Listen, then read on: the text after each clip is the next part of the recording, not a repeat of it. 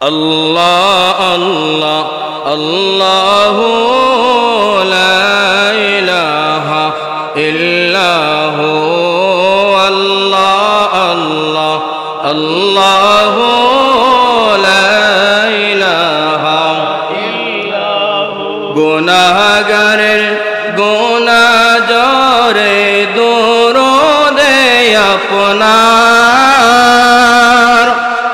গুনাহগারের গুনাহ জরে দরুদে আপনার দয়া করে তরাইবেন দয়া করে তরাইবেন উম্মত গুনাহগার নবীজি আল্লাহ আল্লাহ আল্লাহু লা ইলাহা ইল্লাহু আল্লাহ আল্লাহ আল্লাহু লা ইলাহা ইল্লাহু আল্লাহ আল্লাহ আল্লাহু লা ইলাহা ইল্লাহু আল্লাহ আল্লাহ আল্লাহু লা ইলাহা ইল্লাহু আপনাকে দেখলে নবী গো দোজখ হয় হারাম আপনাকে দেখলে নবী গো দোজখ হয় হারাম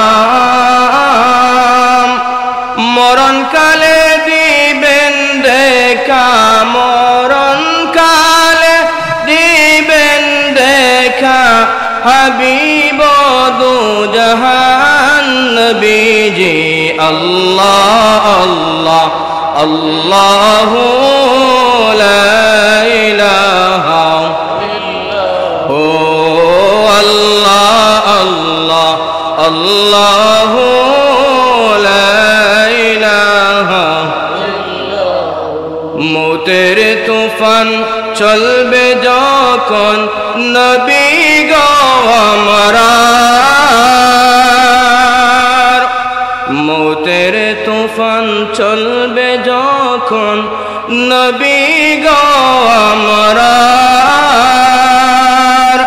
দয়া করে দেখাইবেন দয়া করে দেখাইবেন চেহারায় আনোয়ার নবীজি আল্লাহ আল্লাহ আল্লাহু লা ইলাহা আল্লাহ আল্লাহ আল্লাহু লা ইলাহা ও আমার আল্লাহ আল্লাহ আল্লাহু লা ইলাহা লা ইলাহা ইল্লাল্লাহু মুহাম্মাদুর রাসূলুল্লাহ সাল্লাল্লাহু আল্লাহ রাব্বুল আলামিন বলছেন ইযা যুলজিলাতিল আরদু জিলজালাহা কম্পনে যখন কম্পিত হবে ওয়া আখরাজাতিল আরদু আসকালাহা জমিনের সকল সম্পদ পৃথিবীতে বের করে দিবে ওয়া ক্বালাল ইনসানু মা লাহা মানুষ বলবে এই জমিনের কি হলো মানুষ তার জীবনে পূর্বে এমন পরিস্থিতি দেখে নাই মানুষের জীবনের প্রথম থেকে যে পর্যন্ত সে কিয়ামত পাবে এর পূর্বে এমন পরিস্থিতি দেখে নাই কম্পনে প্রকম্পিত এটা সাধারণ কোনো জিনিস না বর্তমান পৃথিবীতে অনেক জায়গায় ভূমিকম্প হয় সেই ভূমিকম্প কি এর থেকে অনেক অনেক বেশি ভূমিকম্প হবে সেই দিন যা পূর্বে মানুষ দেখে নাই পৃথিবীতে আপনারা দেখেছেন অনেক জায়গায় ভূমিকম্পের কারণে বিশাল বড় বড় এক একটা বিল্ডিং তলিয়ে পড়ে ভেঙে চুরমার হয়ে যায় মানুষের মাথা ঘুরপাক করে মানুষ সাধারণভাবে এক জায়গায় থাকতে পারে না এরপরেও এর থেকে অনেক ভয়ঙ্কর পরিস্থিতি দেখা দিবে সেই দিন যেই দিন আল্লাহ রাব্বুল আলামিন ইসরাফিল আলাইহিস সালাতু ওয়াস সালামের মাধ্যমে আদেশের মাধ্যমে ফুৎকার দেওয়া হবে। সেই দিন পরিস্থিতি এমন দাঁড়াবে, মানুষ শুধু ভয় করবে তা না, সেই দিন মানুষের পরিস্থিতি এমন দাঁড়াবে, মানুষ তাকায়া দেখবে যখন বিল্ডিং গুলো ভেঙে চুরমার হতে যাচ্ছে, মানুষ যখন তাকায় দেখবে আকাশ ধুলার মতো উঠতে থাকবে, মানুষ যখন দেখবে জমিনটা ধুলার মতো উঠতে থাকবে, গোটা পৃথিবীর মানুষ সবগুলো আশ্চর্য হয়ে যাবে, গোটা পৃথিবীর গাছগাছালি সবগুলো যখন ধুলার মতো উঠতে থাকবে, মানুষেরা তাকিয়ে শুধুমাত্র তাকিয়ে থাকবে, আর একজন আরেকজনকে বলতে থাকবে আজকে জমিনের কি হলো, জমিন এমন করে কেন? এই পরিস্থিতি যখন দেখা দিবে রে মুসলমান, আল্লাহ রাব্বুল আলামিন বলেন وَيَوْمَ يُنفَخُ فِي الصُّورِ فَفَزِعَ مَنْ فِي السَّمَاوَاتِ وَمَنْ فِي الْأَرْضِ إِلَّا مَنْ شَاءَ اللَّهُ। পরিস্থিতি এমন যখন স্মরণ করো ওই সময়ের কথা, যখন ইসরাফিল আলাইহিস সালাম সিংহায় ফুৎকার দিবেন, তখন আল্লাহ যাকে ইচ্ছা করেন সেই ব্যক্তি ব্যতীত পৃথিবীর সকলে আশ্চর্য হয়ে যাবে, ভয়ে প্রকম্পিত হয়ে যাবে, আর মানুষ বলবে জমিনের কি হলো? এই জমিনের নিচের সকল সম্পদ কেন পৃথিবীর মধ্যে বের করে দেন? এই পরিস্থিতিটা এমন হবে যে শুধু মানুষ আশ্চর্য হবে তা নয়, মানুষের ভিতরে এত বেশি প্রকম্পন শুরু হবে। আল্লাহ রাব্বুল আলামিন বলেন ইয়াউমা ইয়াকুনুন নাসু কাল ফারাশিল মাবসুস, ওই সময় মানুষ বিক্ষিপ্ত পতঙ্গের মতো হয়ে যাবে। এখন বলবেন বিক্ষিপ্ত পতঙ্গ কি? দেখবেন ঘূর্ণিঝড় যখন আসে, ঘূর্ণিঝড় আসার পরে দেখবেন একটা পাখি এই গাছ থেকে ওই গাছে যায়, অর্থাৎ বাতাসের কারণে, ঘূর্ণিঝড়ের কারণে সে একটা গাছে টিকে থাকতে পারে না। একটা গাছ থেকে আরেকটা গাছে যখন পাখিটা যায়, এমন ভূমিকম্প যখন ঘূর্ণিঝড় আর একটু বেশি হয়, তখন দেখবেন ওই পাখিটা এক গাছ থেকে আরেক গাছে যেতে আর পারে না, সঙ্গে সঙ্গে মাটির মধ্যে পড়ে যায়। যেই দিন ইসরাফিল আলাইহিস সালাম সিংহায় ফুৎকার দেবেন, মানুষদেরকে এমন মনে হবে মানুষেরা ডান দিকে বাম দিকে সামনের দিকে পিছনের দিকে ডোলাডলি করবে। এমন ডোলাডলি করতে করতে এক পর্যায়ে মানুষ জমিনের মধ্যে পড়ে যাবে। ইসরাফিল আলাইহিস সালাম দ্বিতীয় ফুৎকার দিবেন। একদিন নয় মুসলমান, 2 দিন নয়, প্রায় 40 বছর পর্যন্ত মানুষ বেহুশ অবস্থায় জমিনের মধ্যে পড়ে থাকবে। এই পরিস্থিতি দেখার পরে মানুষের পরিস্থিতি কেমন হবে? মানুষের পরিস্থিতি এমন হবে, যেই শিশু সন্তান তার মায়ের দুধ পান করে, ওই শিশু সন্তানটাও তখন দেখা যাবে বিস্মিত হয়ে গেছে। শুধু তাই নয়, একজন মায়ের গর্ভের সন্তান ভূমিষ্ঠ হওয়ার সময় যেই পরিমাণ কষ্ট হয় ওটা শুধুমাত্র মা বুঝতে পারে। কিন্তু আসরের কঠিন ময়দানে এমন পরিস্থিতি হবে, গর্ভবতী মা গর্ভপাত করে ফেলবে, একটু টের পাবে না। কারণ কেমনে টের পাবে? দুনিয়ার মানুষ বাচ্চা ভূমিষ্ঠ হওয়া থেকে যে পরিমাণ কষ্ট হয়, এর থেকে লক্ষ লক্ষ কোটি কোটি বেশি কষ্ট হয় সেই সময়। এই পৃথিবীর সাধারণ কোনো কষ্ট না। সবাই বলতে থাকবে ওরা মালিক, ওই কষ্ট সহ্য হয় না, এই জমিনটা তামায় পরিণত হয়ে যাবে। জমিনটা সাধারণ কোনো মাটি থাকবে না, জমিনটা তামায় পরিণত হয়ে যাবে। মাথার উপরে সূর্যটা চলে আসবে। যখন মাথার উপরে সূর্য আর মানুষের পায়ের নিচে তামাম মানুষের শরীর থেকে তো বেশি ঘাম ঝরতে থাকবে। ঘাম ঝরতে ঝরতে ঝরতে ঝরতে এমন পরিস্থিতি হয়ে যাবে, কোনো মানুষের হাঁটু পর্যন্ত, আবার কোনো মানুষের কোমর পর্যন্ত, আবার কোনো মানুষের গলা পর্যন্ত চলে আসবে। আবার কোনো মানুষ সাঁতার কাটতে থাকবে তো বেশি ঘাম, মানুষের মগজটা উঠতে থাকবে। মানুষের মগজটা এমন ভাবে হবে যখন বাতগুলো উতরাতে থাকে, এমন পরিস্থিতি হয় মানুষের মগজটা উতরাতে থাকবে রে মুসলমান। ঠিক ওই মুহূর্তে আমার আল্লাহ ডাক দিয়ে বলবেন, লিমানিল মুলকুল ইয়াউম, আজকে রাজত্বের মালিক কে? আল্লাহর হুঙ্কার দেখার পরে মানুষ আশ্চর্য হয়ে যাবে। একদিকে মাথার উপরে সূর্য, আর একদিকে মাথার উপরে একদিকে সূর্য, আর একদিকে পায়ের নিচে মাটি, পায়ের নিচে তামাম। ভাই একটু কথা বলা বন্ধ করেন, আস্তে কথা বলেন।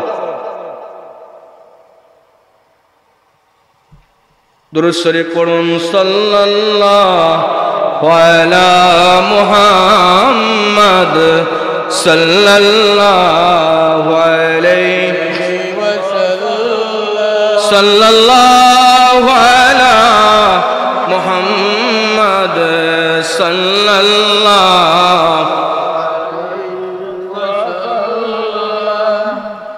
মানুষের মাথার উপরে সূর্য, আবার পায়ের নিচে মানুষের মাটি থাকবে না, মাটিটা তামায় পরিণত হয়ে যাবে। মানুষ বলতে থাকবে, আল্লাহ এই কি পরিস্থিতি, আজকের পরিস্থিতিটা এমন ভয়ঙ্কর কেন? ঠিক ওই সময় আল্লাহ রাব্বুল আলামিন বলবেন, লিমানিল মুলকুল ইয়াউম, আজকে রাজত্বের মালিক কে? আজকে রাজত্বের মালিক কে? এমন ভয়ঙ্কর হুঙ্কার যখন আল্লাহ দিবেন, মানুষের আশ্চর্য হয়ে যাবে, কেউ কারো দিকে তাকাবে না, শুধু মাত্র নফসি নফসি বলতে থাকবে। কারণ এমন হুঙ্কার আল্লাহর গুরসা থামানোর মতো কেউ নাই। আল্লাহর এত বেশি গুরসা, আল্লাহ যেমন একটি নাম রহমান আর একটি নাম আল্লাহর কাহার, সেই দিন কাহারিয়াতের ব্যবহার আল্লাহ করবেন। কাহারিয়াতের হুঙ্কার যখন আসবে, মানুষের পরিস্থিতিটা এমন হয়ে যাবে, এমনিতেই মানুষের ঘামে আর ভালো লাগবে না। মানুষ এত ভয়ঙ্কর পরিস্থিতির মধ্যে আর কোনোদিন পড়ে নাই, আবার আল্লাহ তাআলা হুঙ্কার দিচ্ছেন, এমন গুসার হুঙ্কার মানুষ তার জীবনে কোনোদিন শুনে নাই। তখন মানুষ তরতর করে কাঁপতে থাকবে। শুধু মানুষ না, সেই দিন হাসরের কঠিন ময়দান তরতর করে কাঁপতে থাকবে। আল্লাহ ডাক দিবেন ফেরাউনকে, ফেরাউন, ও পৃথিবীর বাদশা ফেরাউন, দুনিয়ার মধ্যে তো অনেক রাজত্ব করেছো, অনেক মানুষদেরকে হুঙ্কার দিয়েছো, দাম্ভিকতার সহিত তুমি চলাফেরা করেছো, আজকে কার রাজত্ব বলো? আল্লাহ নমরুদকে ডাক দিবেন, নমরুদকে বলবেন আজকে রাজত্ব কার বলো? এইভাবে করে আল্লাহ যখন একজন একজন করে ডাক দিবেন, কেউ কোনো কথা বলবে না। আল্লাহর গুরসার সামনে সবাই মাথা নত করে থাকবে। মানুষ বেহুশ হয়ে যাবে, মানুষের মুখ থেকে কোনো আওয়াজ নাই, শুধুমাত্র আল্লাহর আওয়াজ, মানুষের কোনো আওয়াজ বের হবে না। কারণ মানুষ ভয়ঙ্কর পরিস্থিতির মধ্যে থাকবেন। আল্লাহ নিজেই নিজের জবাব দিবেন, লিল্লাহিল ওয়াহিদিল কাহ্হার, আজকে রাজত্বের মালিক আর কেউ না রে, আর কেউ না, আজকে রাজত্বের মালিক আমি আল্লাহ। পৃথিবীর কেউ রাজত্বের মালিক না, আজকে রাজত্বের মালিক আমি আল্লাহ। ভয় বাড়ছে না কমছে? ইমানের আওয়াজ দিয়ে সকলে কথা বলেন, ভয় বাড়ছে না কমছে? কথা বলেন না। ভয় কমে নাই। কারণ অন্য কেউ যদি বিচারক হয় তাহলে হয়তো ঘুষ খাইতে পারে, কথা বলেন ঠিক কিনা? ঘুষের কারণে অন্যদিকে বিচারটা চলে যাইতে পারে, কিন্তু আল্লাহ তো ঘুষও খাবেন না, আল্লাহ তো টাকার জন্য পাগল না। এজন্য মানুষের ভয়টা আরো বেড়ে যাবে, কারণ সেই দিন কেউ উত্তর দিবে না। আল্লাহর গুরসা তো প্রকম্পন, আল্লাহর গুরসা তো প্রখর গুরসা। এই গুরসার সামনে আর দুনিয়ার কোন মানুষ কোনদিন পড়ে নাই। প্রত্যেক নবীরা পর্যন্ত ইয়া নফসি বলবে, সাহাবায়ে কেরামরা ইয়া নফসি বলবেন, আল্লাহর ওলিগণ ইয়া নফসি বলবেন। সবার জবান থেকে শুধু ইয়া নফসি থাকবে। আল্লাহর গুরসা যেমন এমন বাড়ার সময় ওই মানুষগুলো আর সহ্য হয়ে যাবে, আর ওই সময় তারা আদম নবীর কাছে যাবে। আজকের এমন পরিস্থিতি সামাল দেওয়ার মতো আর কেউ নাই, এমন পরিস্থিতি সামলানোর মতো আর কেউ নাই। আজকে আল্লাহ যদি বিচার কার্যটা শুরু করে দেয় তাহলে আজকে আমরা বড় খুশি থাকব। কারণ বিচার করে যদি আল্লাহ জাহান্নামে দেয় দুঃখ নাই, জান্নাতে দিলেও দুঃখ নাই। কারণ জাহান্নামীরা জাহান্নামে ছিল, আযাব ছিল, তারা এত কঠিন আযাব ছিল। কিন্তু আসরের ময়দানের তুলনায় জাহান্নামের আযাবটা তাদের মনে হবে আরো আরাম ছিল। ভালো করে কথা বুঝেন। হাসরের কঠিন ময়দানের আওয়াজ, এই আওয়াজের কারণে, এই কঠিন আযাবের কারণে মানুষরা বলবে জাহান্নামে আমরা সুখে ছিলাম। হাসরের কঠিন ময়দানের এত বেশি আযাবের মাধ্যমে মানুষ থাকবে, মনে হবে জাহান্নামে মনে হয় শ্বশুর বাড়িতে ছিলাম। মানুষেরা বলতে শুরু করবে আল্লাহ বিচার করে দেন, জাহান্নামে যাইতে রাজি। এরপরেও এই পরিস্থিতির মধ্যে আর আমরা থাকতে চাই না। সবাই পরামর্শ করবে, একজন আরেকজনকে বলতে শুরু করবে আজকে চলো আবুল বাশারের কাছে চলে যাই। সকলের পিতা হযরত আদম নবী, আজকে সবাই চলো আমরা আজকে আদম নবীর কাছে যাই, দেখি তিনি আল্লাহর দরবারে যদি সুপারিশ করেন তাহলে আজকে হয়তো বা আল্লাহ বিচার কার্যটা শুরু করে দেবেন। সবাই আদম নবীর কাছে যাবে। আদম নবীর কাছে গিয়ে বলবে আদম, আজকে আমরা বড় কঠিন পরিস্থিতির মধ্যে আছি, আজকে আমাদের বাঁচার কোনো উপায় নাই। আজকে আপনি আল্লাহর কাছে একটু সুপারিশ করুন। যদি সুপারিশ করেন হয়তো বা আল্লাহ রাব্বুল আলামিন আজকে আমাদেরকে মাফ করে দিতে পারেন। আজকে হয়তো আল্লাহ বিচার কার্য শুরু করে দিতে পারেন। আদম নবী সঙ্গে সঙ্গে বলবেন হয়তোবা আমি জান্নাতের মধ্যে আল্লাহ বড় দয়া করে দিয়েছিলেন, সেখানে একটা ভুল করেছি। তিনি এই কথা যখন স্মরণ করবেন তখন বলবেন আজকের কাজের জন্য আমি আদম উপযুক্ত নই। আজকে যদি তোমরা বাঁচতে চাও তাহলে নূহ নবীর কাছে চলে যাও। আমরা সকলে নূহ নবীর কাছে চলে যাব। এবার নূহ নবীর কাছে গিয়ে যখন সবাই বলবে নূহ নবী, আজকের এই কঠিন সময় থেকে আমাদেরকে আপনি আল্লাহর কাছে সুপারিশ করুন, আল্লাহ যেন বিচার কার্যটা শুরু করে দেয়। নূহ নবীও তিনি রাজি হবেন না। নূহ নবী ডাক দিয়ে বলবেন আজকে আমি সুপারিশ করার যোগ্যতা রাখি না। আল্লাহ আমাকে নবুয়ত দান করেছেন, পুরোপুরি 900 বছর দাওয়াত করলাম, 900 বছরে মাত্র 40 জন ব্যক্তি মানে নেছে। আজকের এই কাজের জন্য আমি নূহ নবী উপযুক্ত নই। তোমরা যদি বাঁচতে চাও তাহলে ইব্রাহিম খলিলের কাছে চলে যাও। আমরা সকলে ইব্রাহিম নবীর কাছে আসব। ইব্রাহিম নবীর কাছে এসে বলবো ইব্রাহিম নবী,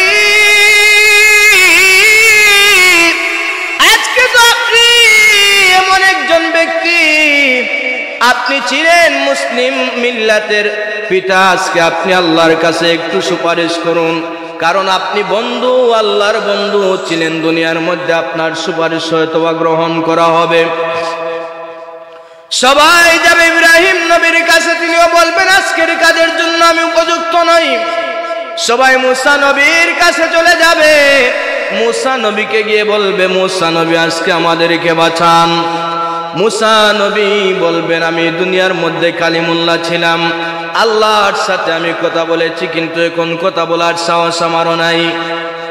মুসা নবী দিবেন হযরত ঈসা নবীর কাছে, ঈসা নবীর কাছে এসে বলবো ঈসা আজকে বাঁচার কোনো সুযোগ নাই, আপনি একটু আল্লাহর কাছে সুপারিশ করুন। আল্লাহ যদি আজকে আমাদের ব্যাপারে যদি আল্লাহ বিচার কার্যটা শুরু করে দেন, আজকে একটু সুপারিশ করুন। ঈসা নবী বলবেন না না আমি পারবো না, এই কাজের জন্য উপযুক্ত নয়, তবে একটা পরামর্শ দেই, যদি আজকে বাঁচতে চাও রে মুসলমান, আজকে যদি বাঁচতে চাও তাহলে আসেন এই হাসরের ময়দানে একজন আছেন যার কথা হয়তো আল্লাহ শুনবেন, তিনি হচ্ছেন মুহাম্মাদুর রাসূলুল্লাহ, তোমরা তার কাছে চলে যাও। আমরা সকলে রহমাতুল লিল আলামিন নবীর কাছে আসব, নবীর কাছে আসার পরে বলবো ইয়া রাসূলুল্লাহ 1 লক্ষ মতান্তরে 2,24,000 নবী রাসূল প্রত্যেকের কাছে গেলাম, প্রত্যেককে ফিরাইয়া দিল, আমাদের আর বাঁচার কোনো উপায় নাই, বাঁচার কোনো উপায় নাই। আজকে ইয়া রাসূলুল্লাহ আজকে আপনি আল্লাহর দরবারে একটু সুপারিশ করুন।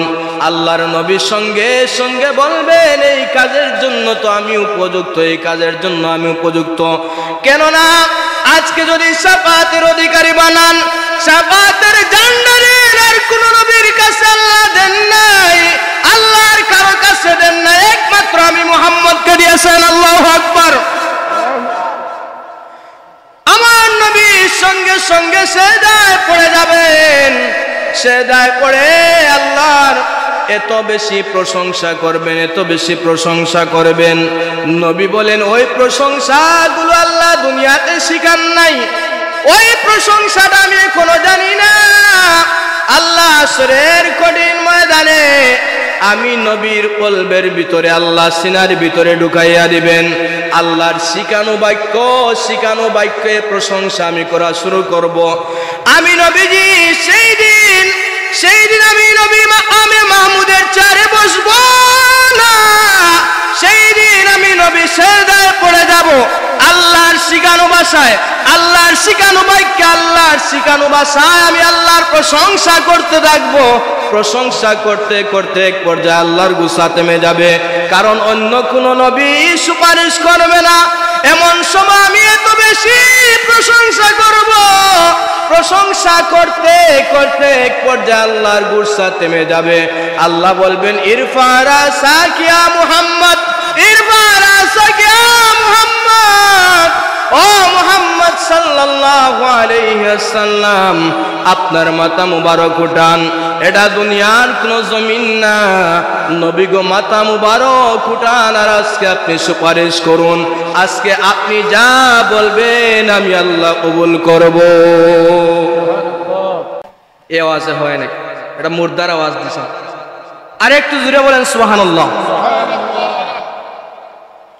সেই দিন প্রত্যেক নবী যেখানে ব্যর্থ, ইয়া নফসি ইয়া নফসি রহমাতুল লিল আলামিন সেজদায় পড়ে আল্লাহর কাছে বলবেন আল্লাহ প্রথম সুপারিশ করি তোমার দরবারে, তুমি প্রত্যেককে মাফ করে দাও, আর আজকে দয়া করে তুমি বিচার কার্যটা শুরু করে দাও, দয়া করে বিচার কার্য শুরু করে দাও। আল্লাহ বলবেন ইয়া রাসূলুল্লাহ হাবিব বন্ধু আমার এই মুহূর্তে আমি আজকের বিচার কার্য শুরু করে দিলাম। আল্লাহু আকবার। হাসরের কঠিন ময়দানে যখন বিচার কার্য শুরু করে দিবেন আমার আল্লাহ, তখন কাফেররা বড় আশ্চর্য হয়ে যাবে। আল্লাহ বলবেন ওমতাজুল ইয়াউমা আইয়ুহাল মুজরিমুন,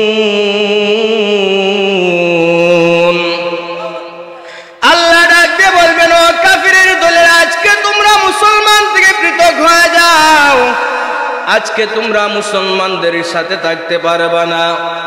কেন থাকবা না? কারণ হলো দুনিয়ার মধ্যে মুসলমানদের বিরুদ্ধে অবস্থান নিছো, দুনিয়ার মধ্যে মুসলমানদের বিরুদ্ধে ষড়যন্ত্র করেছো, আমি আল্লাহর সাথে তোমরা শিরিক করেছো, যার কারণে আজকে তোমরা আলাদা হয়ে যাও, আজকে পৃথক হয়ে যাও। যখন আমার আল্লাহ মুসলমান থেকে কাফেরদেরকে পৃথক করে দিবেন, তখন কাফেররা বলবে রুবামা ইওয়াদ্দুল্লাযীনা কাফারু লাউ কানু মুসলিমিন।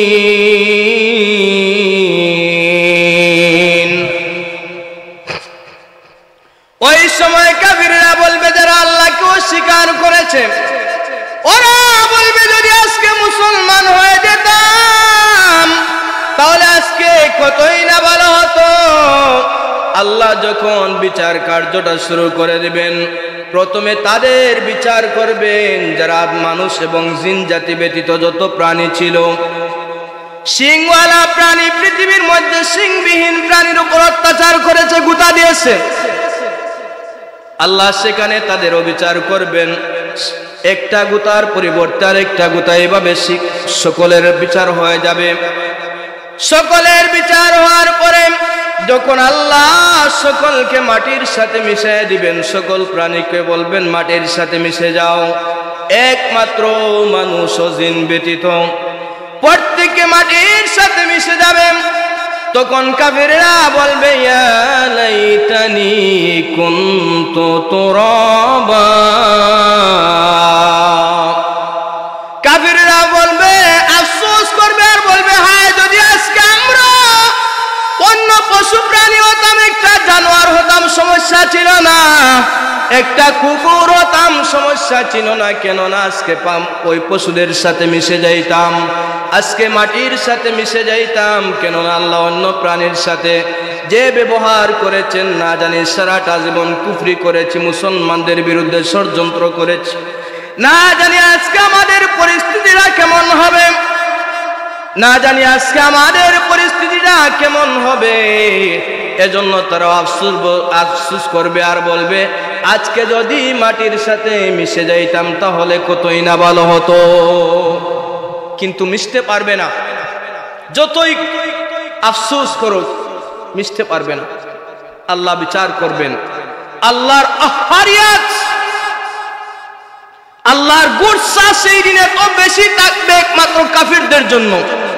কিন্তু যারা মুসলমান ইমানদার, আমলে ইমানে পরিপূর্ণ, আল্লাহ তাদের সাথে রহমানের ব্যবহার করবেন। আল্লাহু আকবার। কথা বুঝতেছেন? এখন তো সকলেই মুসলমান, বলবেন আমরা সকলে মুসলমান না, আমরা সকলে এখনো প্রকৃত মুসলমান হইনি। কালেমা পড়েছি, কুরবানির সময় আসলে কুরবানি করি, এই পর্যন্ত আমাদের মুসলমানি, আর কোনো জায়গায় আমাদের মুসলমানি নাই। বিবাহের অনুষ্ঠানে গেলে দেখা যায় আমাদের যে সন্তানেরা আছে, মেয়েদেরকে উলঙ্গ করে বিবাহের মধ্যে দিয়ে দেয়, সেখানে মুসলমানি নাই। যখন মার্কেটে যায় তখন উলঙ্গ করে দেয়, সেখানেও মুসলমানি নাই। অর্থাৎ প্রত্যেকটা জায়গায় মুসলমানি নাই। শুধুমাত্র কুরবানির ঈদ যখন আসলো, কুরবানি দিয়ে আমরা মুসলমান, ঠিক কিনা? এখন বলবেন না, এখন ঠিক বলবেন না, আপনাদের উপরে চলে যাচ্ছে, এখন ঠিক বলবেন না। ওরে যুবক, মুসলমান হতে হবে এমন মুসলমান, আল্লাহ নবীর সুন্নতের উপরে থাকতে হবে, আল্লাহ যা আদেশ করেছেন মানতে হবে, যা নিষেধ করেছেন তা থেকে বাঁচতে হবে, তাহলে আপনি প্রকৃত মুসলমান।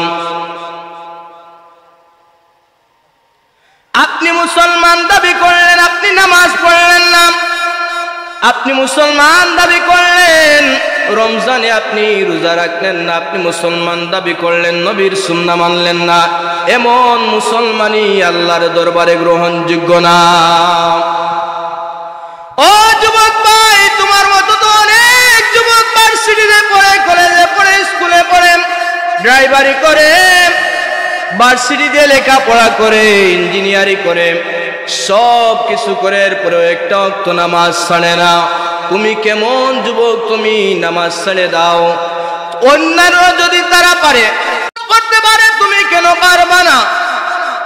ড্রাইভারি করে যদি অন্য যুবক নামাজ পড়তে পারে, তুমি কেন পারবা না? প্রত্যেকে নামাজ পড়ে, তুমি কেন পারবা না? ও যুবক ভাই, হাসরের ময়দানটা বড় ভয়ঙ্কর রে ভাই। কেউ কাউকে বাঁচাতে পারবে না সেখানে। সকলেই নিজে নিজে ইয়া নফসি বলবে। কেমন ইয়া নফসি? পৃথিবীর মধ্যে বন্ধু যখন আমার কাছ থেকে সরে গেল, বিপদের মধ্যে পড়লে দেখবেন বন্ধু কাছে নাই, বন্ধু সরে যায়। বিপদে পড়বে দেখবেন ভাই কাছে নাই, ভাইও সরে যায়। বিপদে পড়লে দেখবেন বোন কাছে নাই, সরে যায়। এমনকি বিপদে পড়লে দেখবেন আপনার স্ত্রীও চলে যায়, কাছে থাকবে না। আবার যখন বিপদে পড়বেন তখন দেখা যায় মা বাবা আপন। কিন্তু আসরের কঠিন ময়দান, এমন কঠিন ময়দান, আল্লাহ বলেন ইয়াউমা ইয়াফিরুল মারউ মিন আখিহি ওয়া উম্মিহি ওয়া আবিহি ওয়া সাহিবাতিহি ওয়া বানিহি। আল্লাহ বলেন সেই দিন ভাই ভাই থেকে পলায়ন করবে, ভাই যখন ভাইকে দেখবে পলায়ন করবে। আবার যখন বাবা সন্তানকে দেখবে, বাবা পলায়ন করবে। সন্তান বাবাকে দেখার পরে সন্তানও পলায়ন করবে। এমনকি বান্দা তখন ভাববে বাবাও সরে গেল, বাবাও সরে গেল, ভাইও সরে গেল। তাহলে দেখি তো আজকে আমার মা, যেই মা পিছন দরজা দিয়ে আমাকে খাবার দিয়েছেন, যখন বাবা প্রচন্ড রাগান্বিত, ওই মায়ের কাছে যাই, ওই মাকে হয়তো বা একটু সহযোগিতা করবে। ওয়া উম্মিহি, তখন মাও থাকবে না, মাও থাকবে না, মাও চলে যাবে।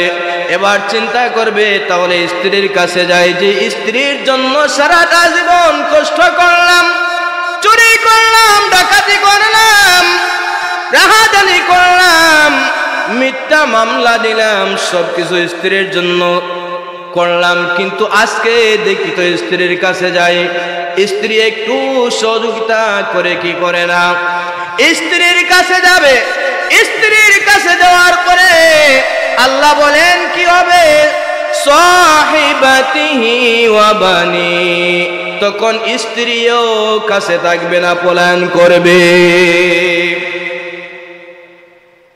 আপন খায়, এই যে আপনি কাজ করছেন, রাত দিন কাটনিকে খাচ্ছেন, এত কষ্ট করতেছেন, অথচ আপনার কাছে আপনার স্ত্রী নাই, আপনার মা নাই, আপনার বাবা নাই, কেউ নাই। সেই দিন একমাত্র থাকবেন মুহাম্মদুর রাসূলুল্লাহ। কথা বলেন ঠিক কিনা?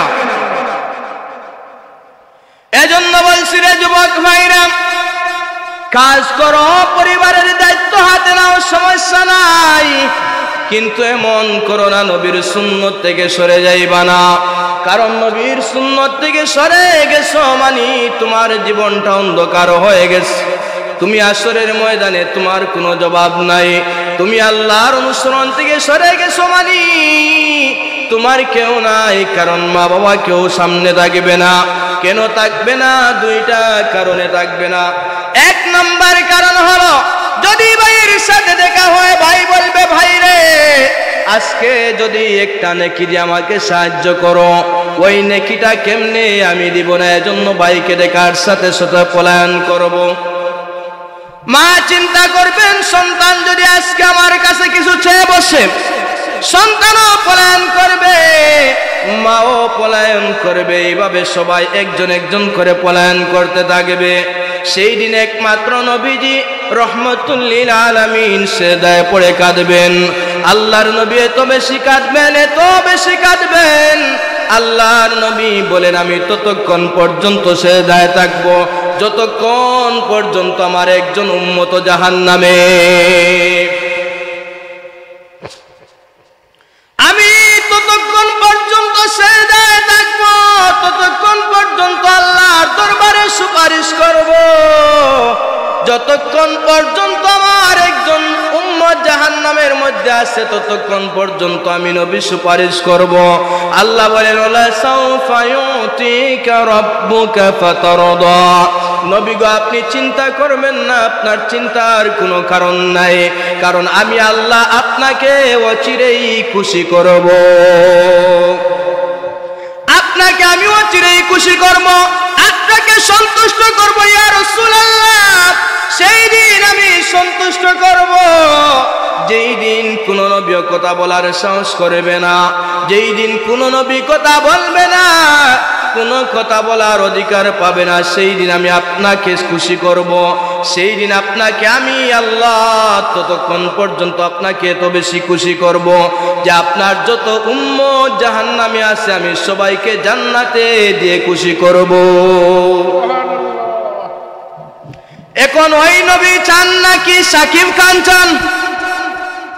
কাকে চান? নবীকে যদি চান তাহলে মুখে দাঁড়িয়ে নাই কেন? নবীকে যদি চান আযান হওয়ার পরে তুমি মসজিদের পাশ দিয়ে যাও কেন? ও যুবক, হাসরের কঠিন ময়দানে 5টা প্রশ্ন আল্লাহ করবেন। এর মধ্যে একটা প্রশ্ন হলো, যুবক তোমার যৌবনটা কেমনে কাটাইলা? যৌবনটা কেমনে তুমি কাটাইলা রে যুবক, আজকে জবাব দাও। ওই সময় কি জবাব দিবেন? যেখানে নবীরা আসরের ময়দানের জন্য পাগল পারা, যেখানে সাহাবীরা আসরের ময়দানের জন্য পাগল পারা, যেখানে আল্লাহর ওলিরা আসরের ময়দানের জন্য পাগল পারা, তুমি কে আর আমি কে? আমরা তো কেউ না। নবীরা আসরের ময়দানের ব্যাপারে চিন্তা করেছেন, ওলিরা আসরের ময়দানের ব্যাপারে চিন্তা করেছেন, প্রত্যেকেই আসরের ময়দানে চিন্তা করেছেন। হযরত ওমরের মতো ব্যক্তি আসরের ময়দানে চিন্তা করেছেন। ঈদের দিন হযরত ওমর ঘরের ভিতরে দরজা বন্ধ করে কাঁদতেছেন।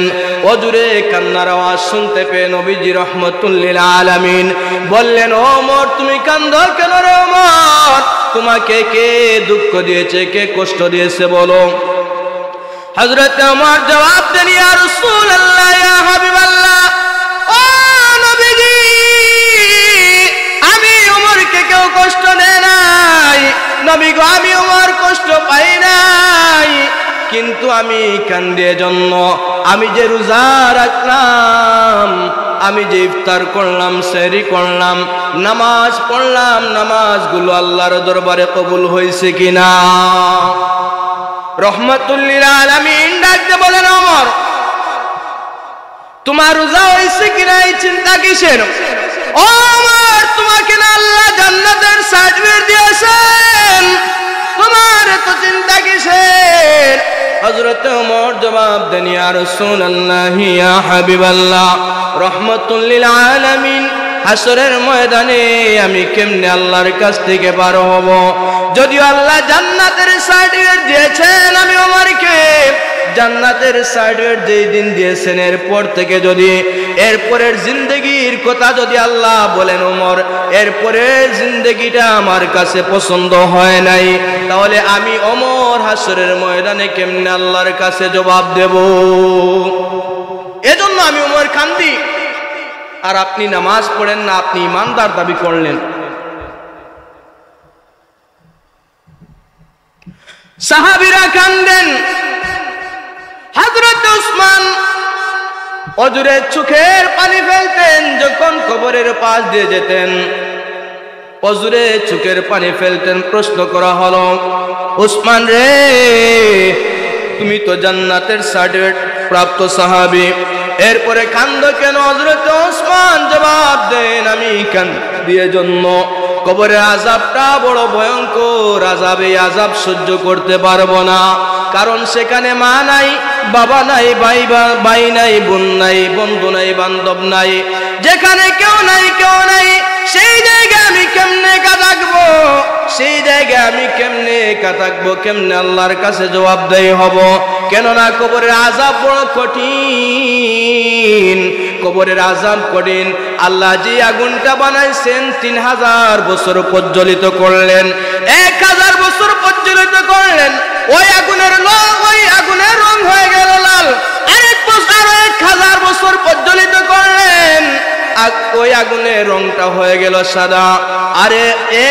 আরো 1000 বছর আল্লাহ প্রজ্বলিত করলেন, ওই আগুনের রং হয়ে গেল কালো। এখনো জাহান্নামের আগুনের রং কালো।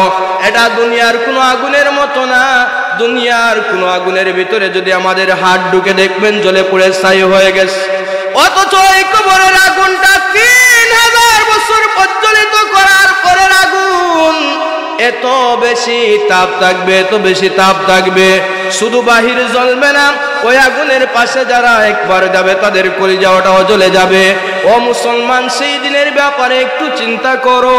যেই দিন কেউ আপন থাকবে না, সেই দিন শুধুমাত্র আমার নবী আপন থাকবেন।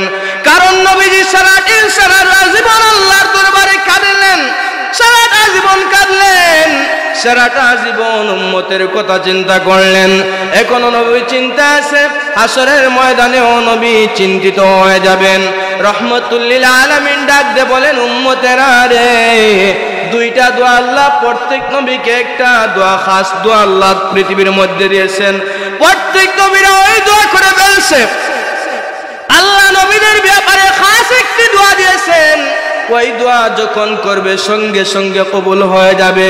কিন্তু আমি রহমতুল লিল আলামিন ওই দোয়াটা করি নাই, রেখে দিয়েছি। কেন রেখে দিলাম? একটাই কারণ, আমি আমার উম্মতের জন্য সেই দিন দোয়া করব। সেই দিন আমার উম্মত যখন কঠিন আযাবের মধ্যে পড়ে যাবেন, যেই দিন আমার উম্মতের উপর সূর্যটা চলে আসবে, সেই দিন আমি রাসূল এই দোয়াটা করব আমার উম্মতের ব্যাপারে। যতক্ষণ পর্যন্ত আমার একজন উম্মত জাহান্নামে, ততক্ষণ পর্যন্ত সুপারিশ বন্ধ করব না। এই সময় আমি সুপারিশ বন্ধ করব যখন আল্লাহ সবাইকে জাহান্নাম থেকে জান্নাতে দিয়ে দেবেন। ওই সময় আমি বন্ধ করব যখন জাহান্নাম থেকে সকলকে জান্নাতে দিয়ে দিবেন। এখন যারা বেনামাজি বলেন আমি ইমানদার, আমি মুসলমান, আমি জান্নাতি, এইরকম যাদের বিশ্বাস, একটা হাদিস আপনাদেরকে শোনায়। আল্লাহর নবী হাসরের ময়দানে উম্মতদেরকে, কোটি কোটি উম্মতেরা থাকবে, 120 কাতার উম্মত থাকবে। 120 কাতারের মধ্যে আল্লাহর নবী তার উম্মতদেরকে কেমনে বাছাই করবেন দুনিয়াতে বলে দিয়েছেন। আল্লাহ রাব্বুল আলামিন সেই দিন তার হাবিব মুহাম্মদুর রাসূলুল্লাহ সাল্লাল্লাহু আলাইহি সাল্লাম বলেন, আমি সেই দিন আমার উম্মতদেরকে এইভাবে বাছাই করব, যারা 5 ওয়াক্ত নামাজ পড়েছে, 5 ওয়াক্ত নামাজের সাথে যারা ওযু বানাইছে, ওযু বানানোর সময় যে অঙ্গগুলা দৌত করেছে, ওই দৌতকৃত যত অঙ্গ আছে, আমার উম্মতদেরকে আল্লাহ হাসরের ময়দানে নূর সৃষ্টি করে দেবেন। আমি নবীজি প্রত্যেক উম্মতদেরকে বাছাই করব, আমার উম্মতদের হাতের মধ্যে নূর সৃষ্টি হয়ে যাবে, নূর পয়দা হয়ে যাবে, তখন চকমক করতে থাকবে। তাদের মুখমণ্ডল দৌত করে ওযুর সময় এটাও জলমল করতে থাকবে, পাটাও জলমল করতে থাকবে। রে উম্মত, সেই দিন আমি ওযুকৃত যত বান্দা আছে, আমার যত উম্মত আছে, তাদেরকে দেখব, তাদেরকে আলাদা করে চিনতে পারবো। আলাদা করে চিনে আমি 1 লক্ষ মতান্তরে 2,24,000 নবী রাসূলের উম্মত থেকে আলাদা করে জান্নাতে নেব। সেই দিন কেমন ভয়ঙ্কর! আম্মা জান আয়েশা সিদ্দিকা রাদিয়াল্লাহু তাআলা আনহা বলেন, ইয়া রাসূলুল্লাহ, ইয়া হাবিবাল্লাহ, হাসরের বয়ান করলেন গো নবী,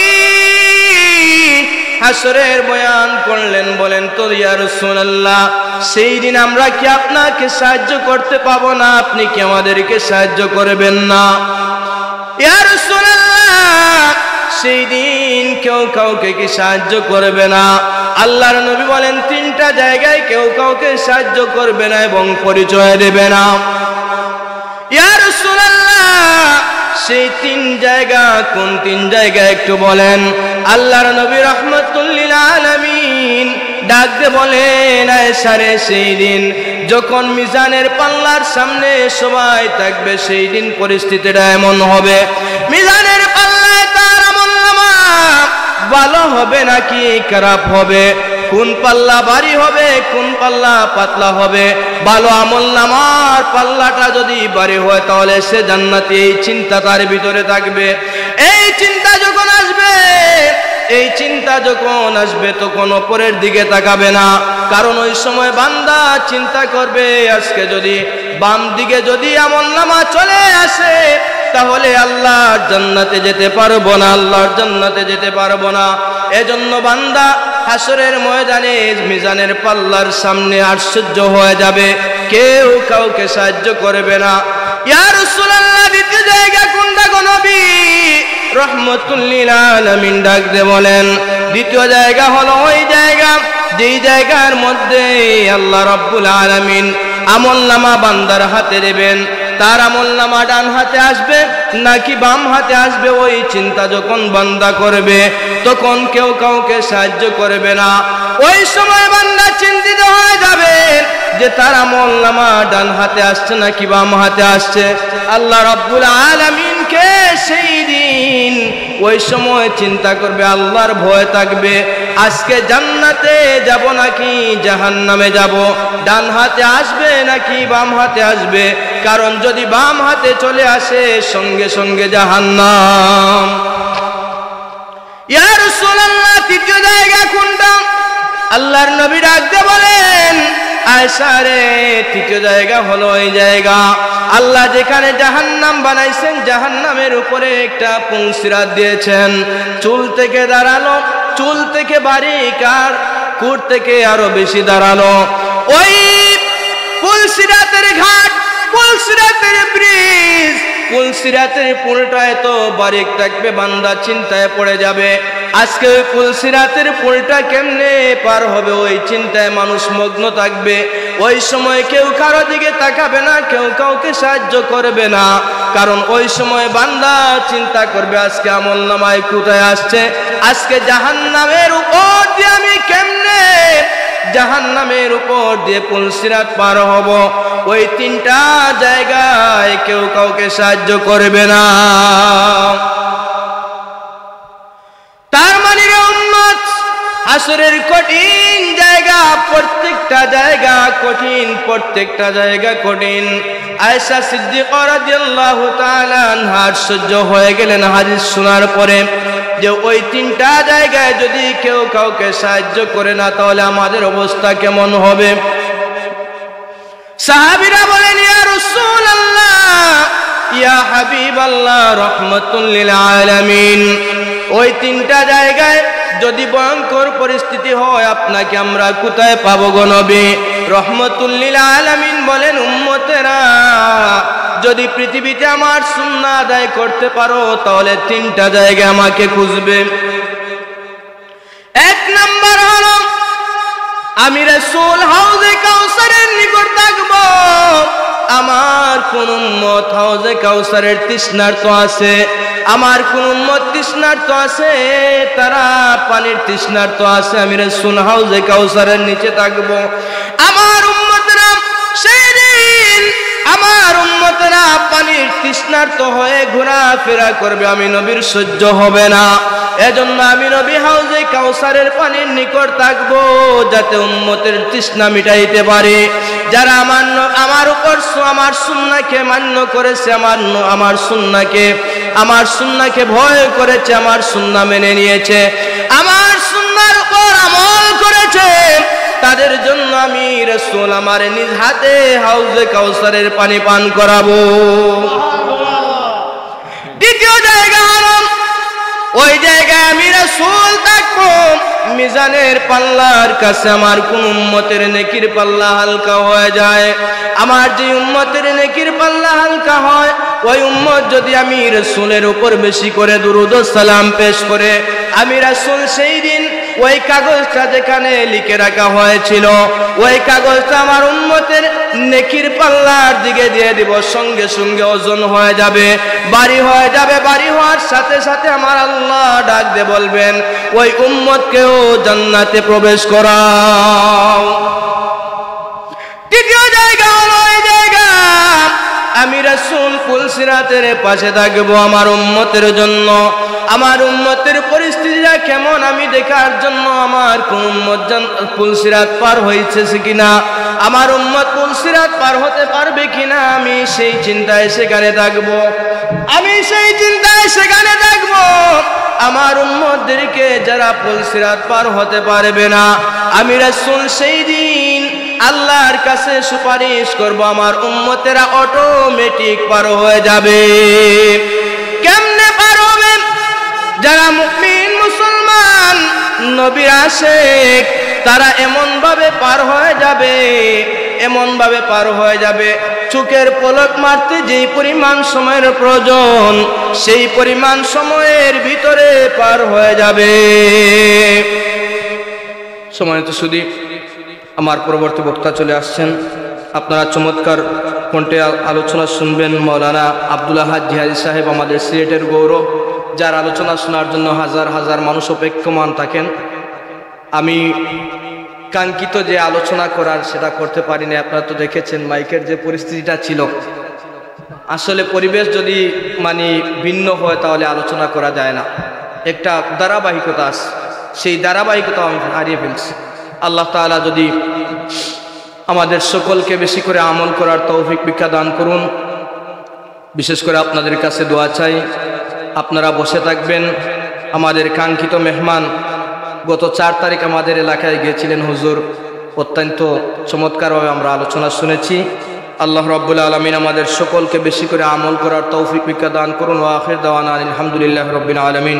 সাল্লাল্লাহু আলা সাইয়্যিদিনা মাওলানা মুহাম্মদ ওয়া আলা আলিহি ওয়া সাহবিহি ওয়া সাল্লাম। সাল্লাল্লাহু আলা সাইয়্যিদিনা মাওলানা মুহাম্মদ ওয়া আলা আলিহি ওয়া আসহাবিহি ওয়া সাল্লাম। সাল্লাল্লাহু আলা সাইয়্যিদিনা ওয়া মাওলানা মুহাম্মদ ওয়া আলা আলিহি ওয়া আসহাবিহি ওয়া সাল্লাম। আস্তাগফিরুল্লাহ, ইন্নাল্লাহা গফুরুর রহিম। আস্তাগফিরুল্লাহ, ইন্নাল্লাহা গফুরুর রহিম। আস্তাগফিরুল্লাহ রাব্বি মিন কুল্লি যামবিন ওয়া আতুবু ইলাইহি। লা হাওলা ওয়া লা কুওয়াতা ইল্লা বিল্লাহিল আলিয়্যিল আযীম। লা ইলাহা ইল্লাল্লাহু মুহাম্মাদুর রাসূলুল্লাহ সাল্লাল্লাহু আলাইহি ওয়াসাল্লাম। আলহামদুলিল্লাহি রাব্বিল আলামিন ওয়াল আকিবাতু লিল মুত্তাকিন ওয়াস সালাতু ওয়াস সালামু আলা সাইয়্যিদিনা আশরাফিল আমবিয়াই ওয়াল মুরসালিন ওয়া আলা আলিহি ওয়া আসহাবিহি ওয়া আহলি বাইতিহি আজমাইন। আল্লাহুম্মা ইগফির লানা ওয়া লিওয়ালিদাইনা রাব্বিরহামহুমা কামা রাব্বায়ানি সগীরা।